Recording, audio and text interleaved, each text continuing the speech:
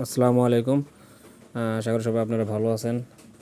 আজ আমি আপনাদেরকে একটু এনায়েতপুর বেড়িবাঁধ দেখানোর জন্য নিয়ে যাব। তো চলুন আমার সাথে। আমি যাচ্ছি এখন এনায়েতপুর বেড়িবাঁধের দিকে। এখানে অনেক বস্তায় বালু ভরা আছে যেন বাঁধ কোনো ক্ষতি না হয়। তো এখানে নৌকা বাঁধা আছে। আপনারা অনেক দূর দূরান্ত থেকে যারা আসেন দেখেন। আর বিকেলের আবহাওয়াটা অনেক সুন্দর, অনেক মানুষজন আসে। আমরাও একটু আজকে বেড়াতে গিয়েছিলাম এখানে ছোটো ভাইদেরকে নিয়ে। একটু আবহাওয়াটা খুব গরম ছিল, আর গরম থাকায় একটু বাতাস খাওয়ার জন্য আর কি গিয়েছিলাম। তো দেখেন কত সুন্দর, এখন আরও বেশি ভালো লাগতেছে। যতটাই গরম থাকুক না কেন, দেখা যায় এখানে আসলে মনটা একটু হলেও শান্তিতে ভরে যায়।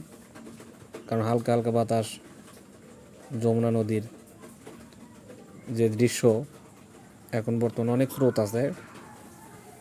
তারপরে নৌকা চলে সারি সারি। এখানে যা লেখা আছে এটা দেখার দরকার নাই।